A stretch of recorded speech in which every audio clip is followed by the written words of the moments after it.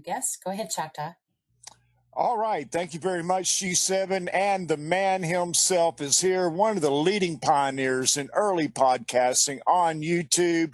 I am so happy to be welcoming the man, Frankie Val, also known to us lovingly as Quite Frankly. Good morning, Frank. How are you? Check your mic, Frank.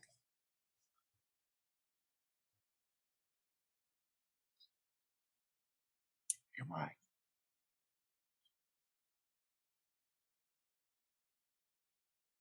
How about this? Hey, there we go. Now there is the man, Frank. Now this is the way to start an interview with Quite Frankly. Scout, thank you so much. And hello to the Badger. How's the Badger feeling today? Badger's feeling great. I've never seen you in sunshine, so. Oh, I'm in sunshine right now. Absolutely. Listen, first of all, thank you so much for that amazing intro. I wouldn't say pioneer on YouTube podcasting, but we definitely did start a long time ago on a number of things before YouTube got with the game. But thank you so much for all that. I'm happy to be here. I should do this more often. It'll give me more of a reason to go to bed earlier than I do and get up earlier. That's for sure.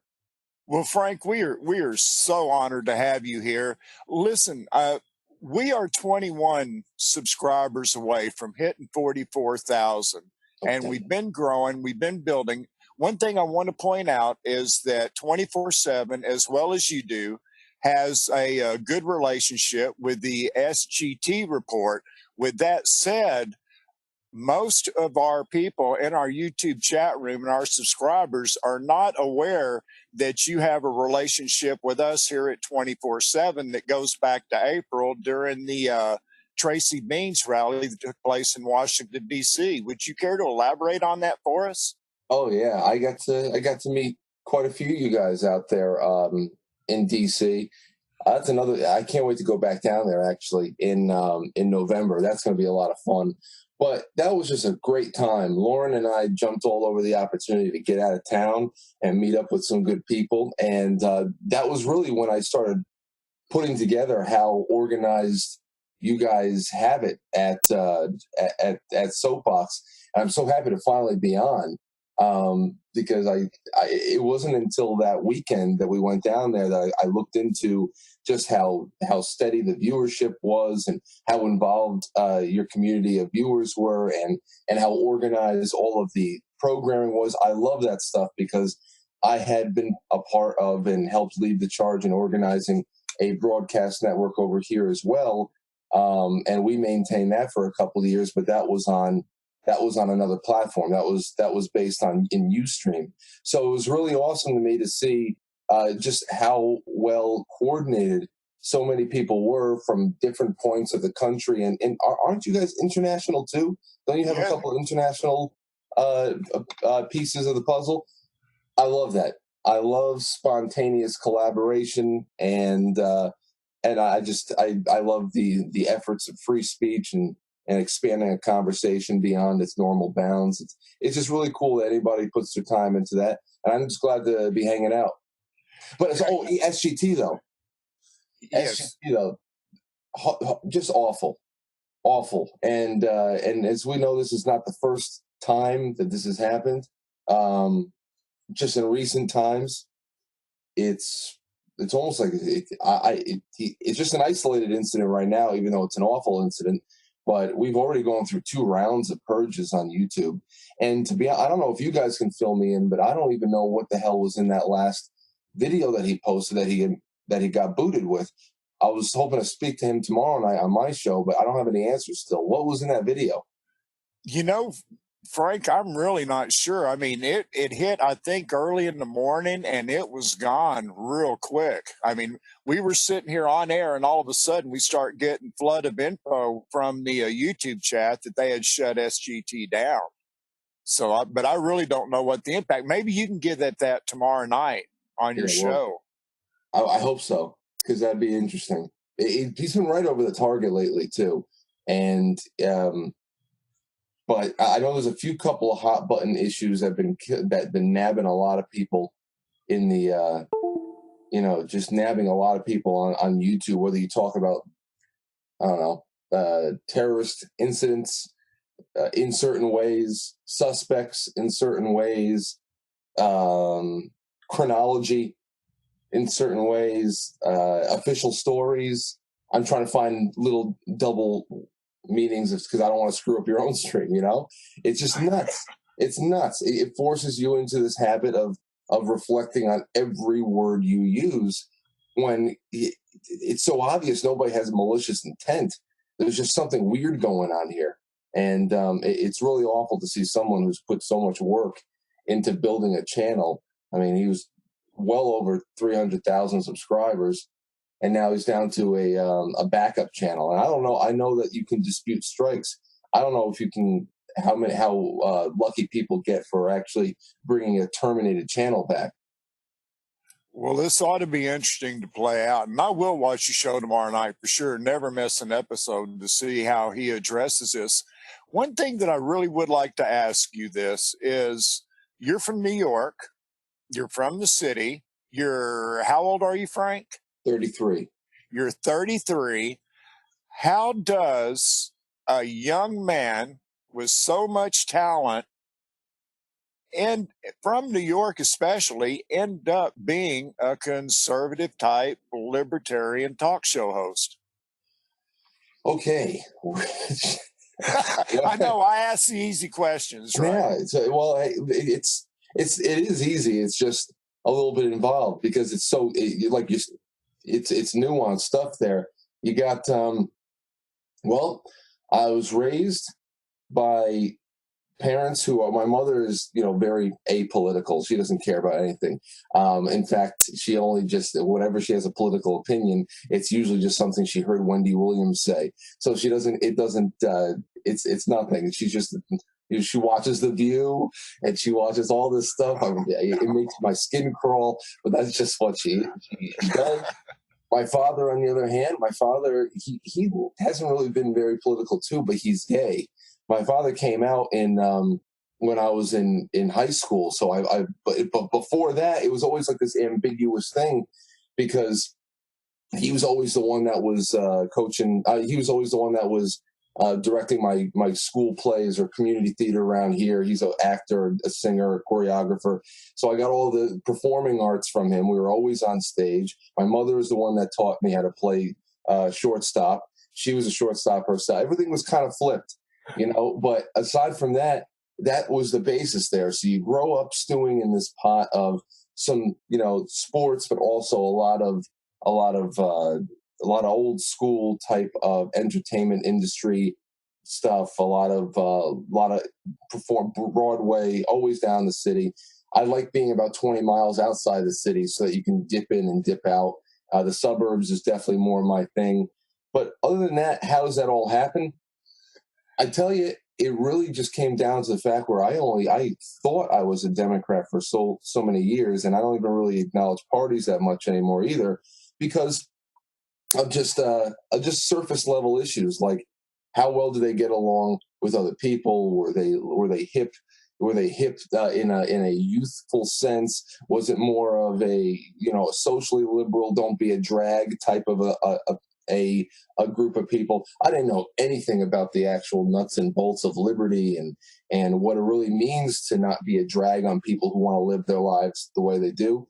And in the 90s when I was growing up, it was more so you had that really strong element of that religious right, stuffy neocon element that really defined the Republican Party. There was no really great statesman back then. There's nobody talking about anything that really resembled anything we talk about with federalism or anything like that. It just had a weird Tipper Gore versus it was just, that's when we're labeling CDs for explicit lyrics and a lot of stuff's going on. I'm saying, I don't like these guys, and these guys are a little bit more fun. But then it just came down to coming across my first conspiracy videos, and that kicked open a door to then reading into the Constitution itself, and then history, in a little bit more of a broad sense, the hidden histories and everything else. And I start realizing that I am conservative because I'm liberal.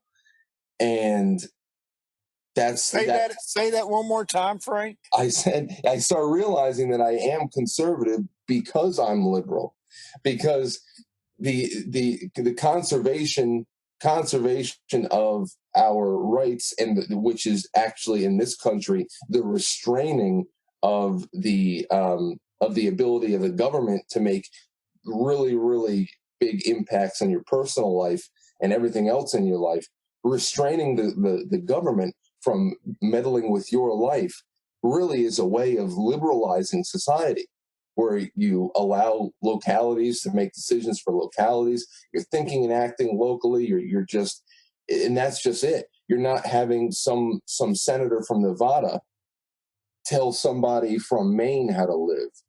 Somebody from Miami is not pushing their way of life on somebody from Topeka. And that's how we were set up. And I would start realizing that. I said to myself, okay, well, it's going to be very hard for me to stay calm because I'm a very fiery person, but I have got to try to find a way of bringing all of this in my life, all of my interests, I bring my family out as much as I can. How can I bring all of this together and really just articulate a new way of going through the news and just talking to people and having a good time? Because I think that would be a lot better than, showing up to a network here and a network there, looking at somebody with their suit and the blush and the lipstick, and then they just spout out the party lines, and then the pendulum just keeps swinging. And it didn't make any sense. So I don't know if it's still going to make any sense, but at least I feel like I'm not insane right now. That's pretty much a little bit of it. Do you feel like that you are a part of an independent media movement, that sort of thing? That's how we see ourselves here, as being a part of independent media, trying to overtake the mainstream media. Do you see that direction for yourself? Oh yeah, I think everybody on the stream right now is part of it. That's the best part. It doesn't matter how little, and I'll say it. I'll say it over and over again when on this topic. But 2016 was the first time that an election was decided by bloggers and people on Twitter and message boards and podcasters, and it's really unbelievable. Oh, memes decided the 2016 election. So you'll never be able to explain that to somebody. You wouldn't be able to get down that far because they have you up here talking about Russians. So if you're up here talking about Russians, you can't actually understand and see that there's a sinkhole underneath that is just expanding, and there's nothing there anymore. It's just this veneer of mainstream media up top, and underneath is just emptiness because all the substance has gone away. And the best thing about it is, like you said, it's become decentralized. Just like government needs to be decentralized, media needs to be decentralized in order to preserve freedom. If you concentrate government power, lo and behold, freedom leaves. Okay, if you concentrate media power, lo and behold, free information and free flow of ideas tends to leave.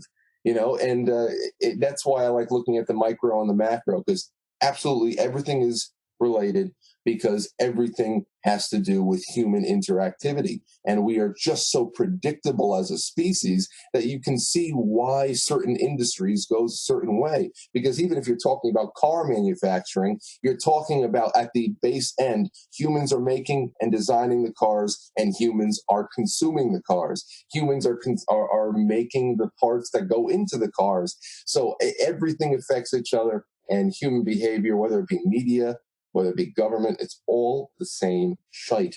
It really is. We're so predictable. Well, you bring up one point that I was sitting here thinking about while you were talking, and Pamphlet Anon and 412 Anon have a call-in show here for 2 hours in the afternoon. It's called Freedom Rings, and they have more or less spearheaded a discussion here at 24/7 Live Radio, and that discussion is how do we bring more young people into this movement? I mean, obviously you're a young person. I would assume, go for a certain demographic with your show, even though you get old geezers like me. But what can be done? Where in the narrative is this that you think that we can bring more young people into the fold, bring young patriots out into the light? Unfortunately, it's going to be a little bit tricky, only because, like, for example, I coach Little League. I've been coaching Little League baseball for 10 to 12-year-old children since my junior year in college, so like 2006. And at first I took that up as an opportunity. I thought it'd be fun, and I couldn't play baseball that much anymore. I was still doing some beer league softball, but I had so many other things I was doing between the band and between our broadcasting back then. I didn't have time, so I wanted to bring this game into my life and keep it alive, and also be able to pass on some knowledge and have some fun with the younger generation. But from there, I started realizing an opportunity to not only teach kids a great game, but also teach life lessons through the game, and also try to mix in some good history and ask them what they've been learning at school, and just talking to them. And whereas I think that people need to start, I mean, they're not my children, and I only get them for maybe about 10 to 12 hours a week, and of course, that's the only thing that sucks, is people need to start volunteering a little bit more. People who actually have children need to get a lot more involved in their education. You got to be a lot more inquisitive. Parents and kids need to put down the cell phones a little bit and talk to each other a little bit more, because the more disengaged we become, the more children really just become more and more easily defined wards of the state. Federal school systems really do believe that they're co-parenting children, and no, there's only one set of parents. And that is, I think that's huge right there. The cultural institutions have been infested by cultural Marxists for a long, long time. And volunteering and being a little bit more involved in your children's education, that's a huge thing there. Because we got to fight back against a very big, it was a great thing, that the Janus decision in SCOTUS. That was a great thing there, to be able to beat back the unions there and allow to take away a little bit more strength from the teachers' unions that are so overwhelmingly left wing. Things like that are very helpful, especially in the long run. But that's just really it. I always say that if you take the notions of liberty, and if you take what we already have established here and codified here in our Constitution and our founding documents, and you're somehow able to give that to children as their heritage, as their birthright, and make them understand why it's so important and how. Because if you look at them, what are they? You're starting to see a tendency in these children is they're so willing to go above and beyond to show how open and accepting and tolerant they are of other people, that they're buying into the most ridiculous shit. Like, we're talking about gender bending and all this other stuff. They're obviously a very tolerant generation, very open-minded generation. Can you imagine if you took that kind of social tolerance of that generation and handed it the Constitution, and they actually understood it? I said we'd be building condominiums on Mars right now. We would be looking toward the stars instead of contemplating what's in our pants.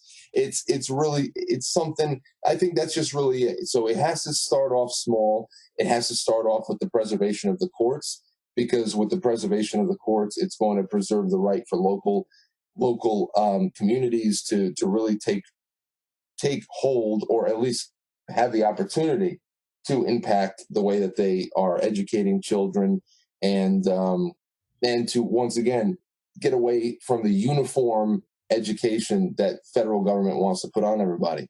Uniform anything, one size fits all never fits well, and that's just where we are. So it'll be a long process. It'll be a arduous process, but I think we're going to do it well, because we're in the deep end of the pool right now. It's like we're at rising action. It's not so much like we don't know what we're facing.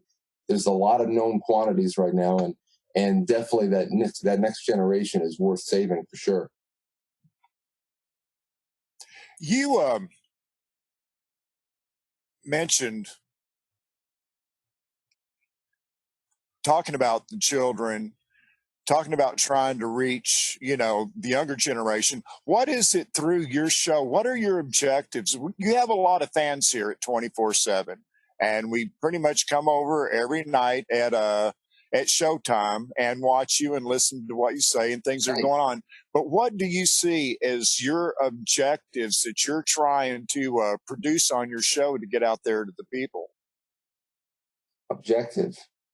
Oh, man, have I had an objective? Let me see. Or is it just creation on the fly? I don't know. There is a lot of on the fly, a lot of improv there. I think at this point, all I know when I go live every night is I know what pisses me off. And as long as I know what pisses me off, then I think that's a good starting point, because you're in like 2006 or 7 when The Secret started becoming very popular. You remember that? The Law of Attraction. They kind of did a little watered down version of the Abraham Hicks Law of Attraction that was going on, and it turned a lot of people temporarily into these negative energy phobic monsters. They're like, no negativity, no negativity. It's like, what?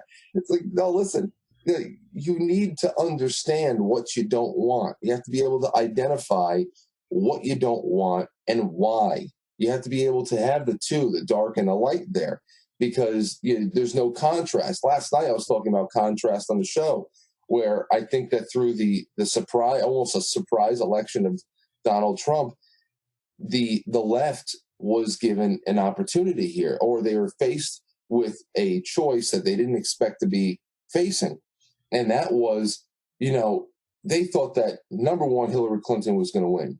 Number two, if it wasn't going to be Donald Trump, if they were going to lose, they thought they would lose to a Jeb Bush type. So there was never really going to be a reckoning with what was really brewing inside the Democrat Party. Now that Donald Trump, a wild card,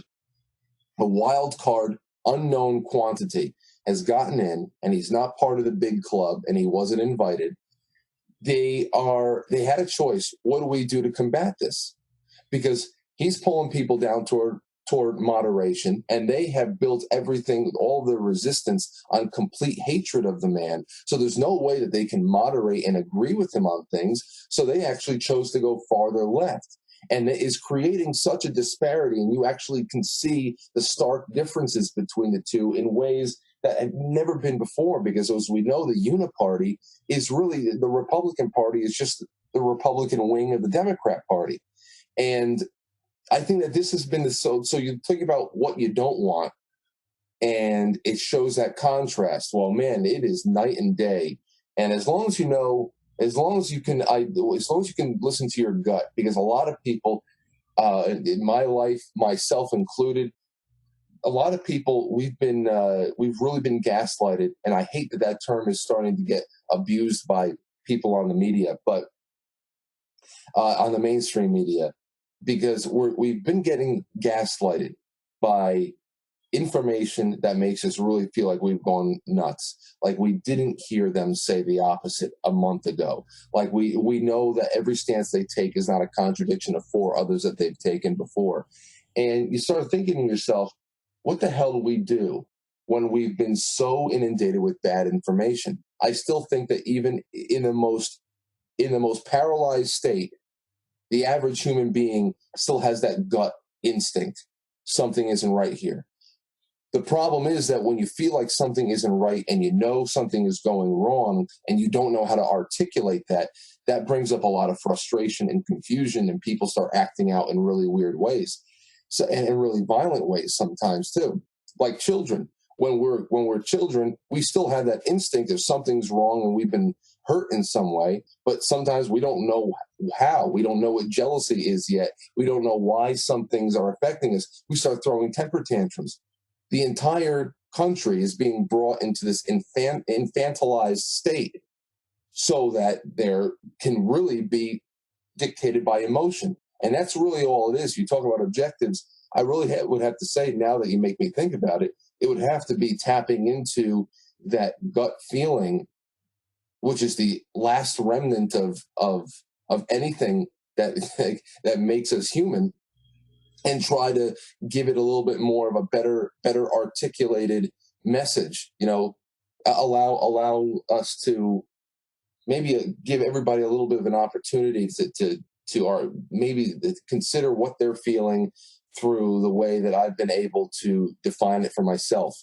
And of course, whatever they feel, go ahead and work off of that. It doesn't matter. I don't need anybody to agree with me, but I think it would be good for the country right now and the world if we can at least get back to a point where we can peaceably disagree. That's not even happening. Right. Good point, Frank. I want to switch gears real quick. Unfortunately, man, this runs so fast here. We've only got 5 minutes left. I would like for you to discuss the weekly podcast project that you have going on with Tracy Beans. Oh, well, I forget how many months ago it was now. I think we started in May, but back in early spring, we had gotten together. So I actually don't even know how it came up, but we were talking about it before because I told her she should start a podcast a long time ago, and she floated the idea of us doing it together. I liked the idea. I just let her know it'd have to just be once a week because I would burn out, and she loved that, and I think that what I told her would be awesome if she did, why she did it, is because she does so many of these really in-depth pieces on her channel, and her channel is dedicated toward taking apart open source information and holding it up against a variety of plot lines that are developing, things that we haven't considered, and it really has been a great exercise in just using the internet like somebody else would have run to a library years ago and start combing through books and information and trying to get a better understanding of what's going on. Because as we all know, we're not being given the whole story. We're being given the thumbnail sketch and the party line view of something. And I'm not interested in either party's view, and neither is she. So what we're looking at here is a way to put all of the great work that she did during the week into almost like a weekly roundup hour, and I would bring a little bit more of just whatever I bring, and that would be it. And I think that it's been a really good decision for both of us, because I realized right off the bat, number one, it adds a facet to her weekly work schedule that was lacking. So she had a void filled, and people have been consuming it in a great way. Number two, for me personally, it allows me to do something serious and something a little bit more, in depth and a little bit more dense and headline based earlier in the day on Friday after a long week of broadcasting every night, so that when I go live on a Friday night, I can talk about something a little bit weirder, a little bit more off the cuff. So it really worked out. The seen and unseen benefits have been great, and I'm just glad it's growing, because I feel it's been a good contribution to the whole overall conversation that's going on. Just two questions for you, Frank. Real quick ones. The first one is where can the viewers here at 24/7, where can they locate that podcast? Oh, radioinfluence.com.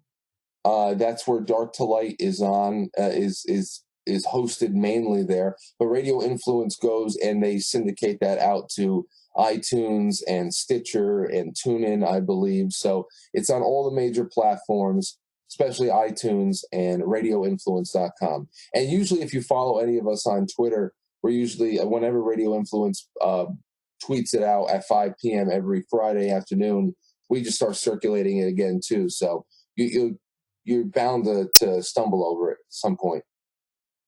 And this question deals with, are you fixing to make any major changes? I know, like, the biggest change that I saw was when Larry passed away.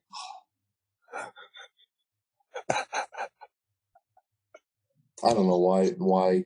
He's working on the optics. Yeah, that was such a catchword last night with you, Frank. I loved it.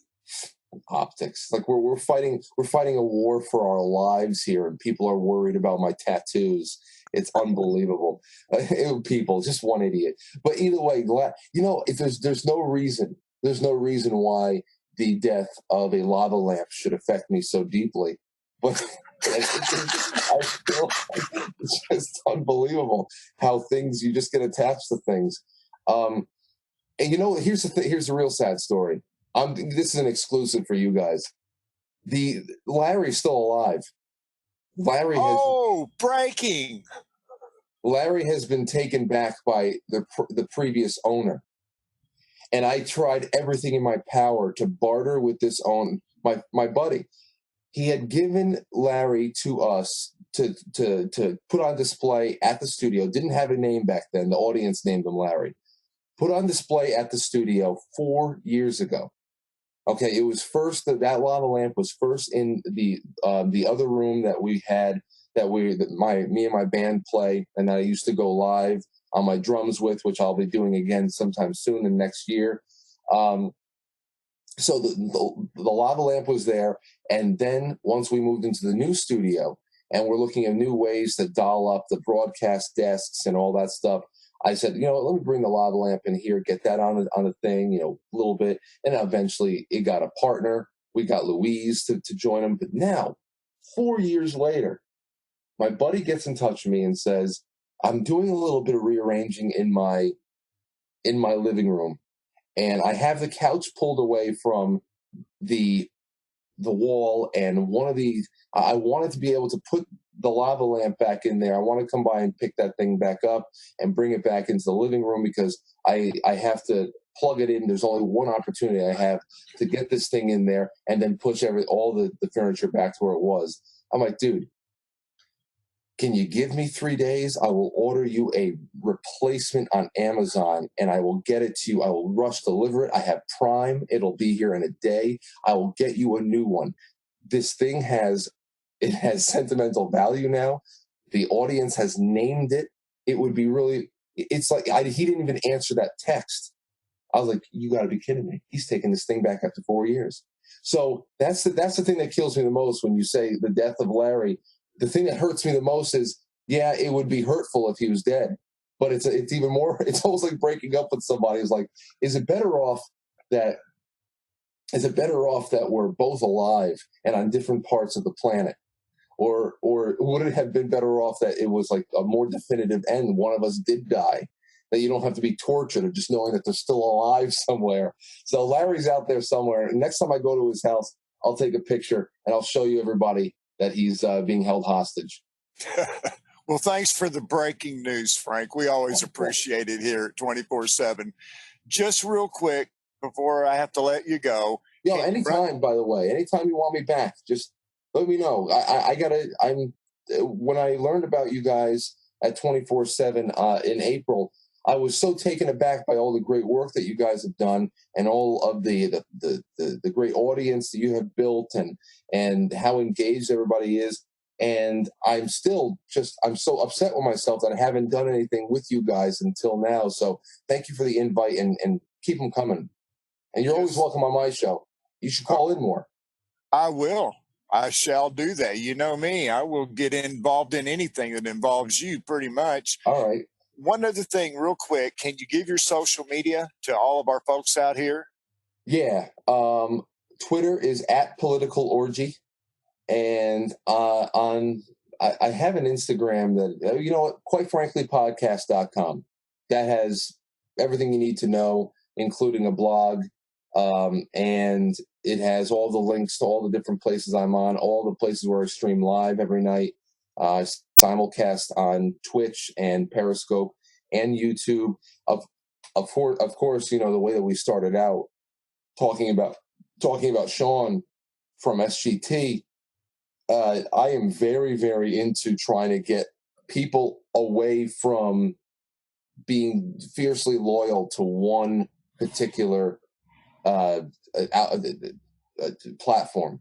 While we're there, fine. And while we're there, we have to make do with things. Great. We know a lot of people know to meet every night on YouTube. We have a great time there. But I don't trust the future on YouTube as far as I can throw it. And you can't throw it because it's actually not even tangible.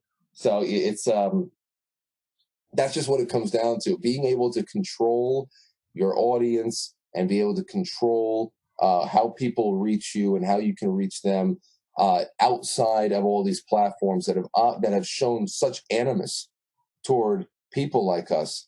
That's the thing that I really think about all the time. So quite frankly, podcast.com, that's like the headquarters away from all of the normal gathering spots. And of course the Discord is pretty happening too. Well, Frank, we sure appreciate you being on. I just want to say real quick to the YouTube chat room that we put the link in there several times. She7 did for his YouTube channel. So Frankie Val, from quite frankly, it has been just an absolute honor. And let everyone know out there that you do come on at 7 p.m. Eastern, Monday through Friday. And once a month, just real quick, you do a weekend show.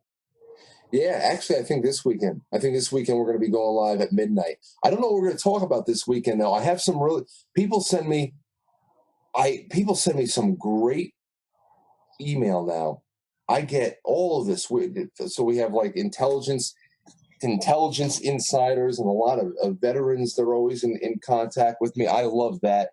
And they give me their 2 cents but other people just send in their ghost stories. They send in, their near death experiences, their run-ins with, like cryptids and, weird animals that they haven't been able to identify. And I love the weird shit too. And it's so important to do all of that, I believe. So that's why I like doing the midnight broadcasts once a month. Actually, that's because of the patrons, actually. And we do that midnight broadcast once a month, and it's a little bit more just calls from the audience and just talking about kooky stuff late at night. And that'll probably be this Saturday night. Great. Say, Frank. Yo, what's up, everybody? Yo, 412, by the way, I see you over there chilling. How you been, man? I'm good, man. It's great to see you. Oh, dude, it's good to finally be on. Say, Frank, good morning to you. Couldn't let you go without saying hello. This is Dead Cat. Dude, it's so good to see you again, too, man. Yes, sir. Now, listen, the first time I met... The highlights of my trip to Washington, D.C. was getting to meet you and Tracy. Dude, are you going to go down again in November? You think you'll be able to go? Oh, absolutely. Absolutely. Would not miss that March. Would not miss it. I'll tell you what's going to be amazing. And I told everybody too. In my circle of friends, I'm going to bring down a lot of buddies. I'm going to pack my car out. I'll take down as many people as I can, and I'll try to encourage somebody else. I know my uncle, my Marine uncle, wants to come down. I'm trying to get everybody to come down. The best thing about this is that if everything, I'm not going to jinx anything. Obviously, I don't tell me just knock on something. Yeah. So the best thing about this is you're talking about November 11th, and the election is November 6th. So by the midterm election, as long as by November 7th, 2018, we know that majorities are securely in place. And it's that even that right there sounds like it's all okay, rah, rah, Republican. No, there's a reason why James Comey is really, really desperate for Democrats to win in November. And that is because the committees that have been formed to investigate many of the things that he has been involved in and had to personally sign off on are going to be affected by the majorities in Congress. So just for the sake of wanting to see a meaningful conclusion to any of what's going on in government right now, I really want the midterms to swing in the way of Patriots. So if we go down if that could be a march a couple of days after the midterms and the blue wave just crash onto the shore with very, very minimal results, it will be such an amazing day. I'm going to be so star-spangled out of my mind, and I'm going to have such a great time. I just try to keep it in mind, and that's why no matter what I do, I just keep encouraging people. Do not become complacent. Anybody over the age of 18 with half of a brain left that you can talk to about what's going on, get them to the polls and start researching your local candidates from now and get involved, and do not think that you have the luxury of staying home on November 6th. You do not have that luxury, especially if we want to celebrate on the 11th. Well, Frank, just one more quick thing, since we're talking about the get-together at 11/11. Summer Sunrise from the YouTube chat room has asked us several times, so would you please let her know? She says, please ask Frank, rumors that parade changed to Saturday the 10th, has he heard? No, in fact, you want me to Google it? I don't know. Hey, if you want to work for us, no problem. I haven't heard anything other than 11/11. And that's all I've heard too. Military parade changed to November 10th. Wait, hold on a second. ABC News from July 20th. President Trump's upcoming military parade is expected to cost $12 million. That official, I don't care. Parade has been set to take place on Saturday, November 10th. Wow. Wait. In Washington, it will commemorate the 100th anniversary of the end of World War I. It was originally scheduled to coincide with the city's Veterans Day parade on Sunday, November 11th. As many as 7,000 service members could march in the parade, according to U.S. Defense officials familiar with parade planning. Up to 3,000 people are expected to be involved in the planning of the event. It hasn't gone into anything. Okay, well, I better stop saying the 11th then. This is looking into ABC's credibility on this. Can you? Yeah, exactly. Right. Pretty bold move if ABC started telling people to show up a day. Well, then again, no, if you tell them to show up a day earlier, it makes sense why it would be a Saturday, just because you would get maximum amount of people coming out. That would, and you wouldn't have a lot of people having to take Monday off. You can just drive back on a Sunday. So it makes sense, but wow, thank you for the super chat. Was that a super chat? No, we don't do super chat here. Okay, well, thank you for I would have never known that this was all right. Great. Well, listen, Frank, thank you so much for being on with us today. It has been an absolute pleasure. Anytime you want to come back, just contact us, let us know. We'll be happy to have you on. You got breaking news, real breaking news that you want to bring to us. The door is always open to you 24/7.